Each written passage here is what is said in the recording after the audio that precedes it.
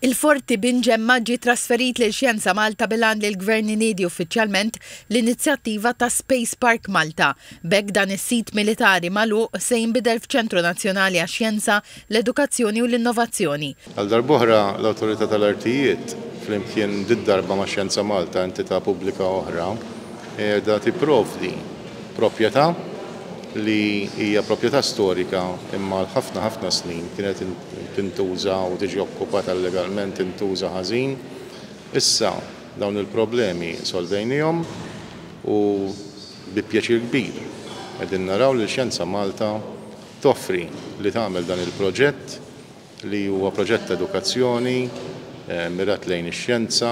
F'konferenza li fiha tħabbru d-dettalji tal-proġett ġie spjegat li Space Park Malta se jiġi żviluppat b'rispett sħiħ lejn il-karattru storiku tal-Forti waqt li joffri infrastruttura moderna bħaċ-ċentru għall-osservazzjoni tad-dinja biex jintuża d-dejta bis-satellita għas-sigurtà marittima fost affarijiet oħra. Il-park se jinkludi wkoll l-Osservatorju tar-Riċerka. Space Park Malta se jkollu librerija pubblika diġitali u tradizzjonali u se joffri ambjent iddedikat għall-startups fil-qasam spazjali. Il-kap eżekuttiv tal-Awtorità tal-Artijiet Robert Vella qal li dan hu pass ieħor li bih l-Awtorità tgħaddi art biex tintuża għax-xjenza, l-edukazzjoni u l-innovazzjoni.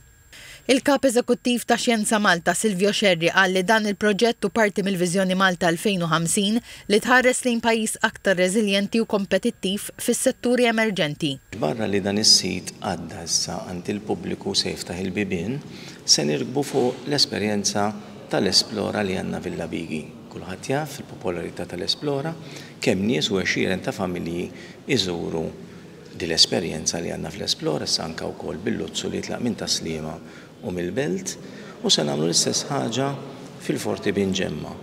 Il-Ministru Bonnici qal li l-Forti Binġemma għandu valur storiku u kulturali kbir u b'dan il-pass il-Gvern qed juri kif Malta tista' tqiegħed l-identità storika tagħha bħala pedament għall-futur.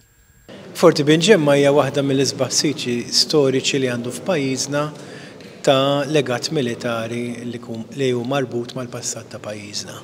Aħna sfortunatament konxi li għal ħafna snin dan is-sit kien jintuża b'mod illegali minn squatters. Allura n-nies ma kinux igawdu minn dan is-sit u kien għalihom xi ħaġa li kienet magħluqa l-bqija tal-pubbliku. Bis-saħħa ta' ħidma li wettaqna neħħejna l-squatters li kien hemm f'dan is-sit u issa din f'pożizzjoni li ngħaddu s-sit u għamilna hekk illum lil Xjenza Malta. Fil-proġett ta' Space Park Malta se tintuża enerġija solari u sistemi intelligenti tal-enerġija u għal-ħsad permezz tal-ilma tax-xita.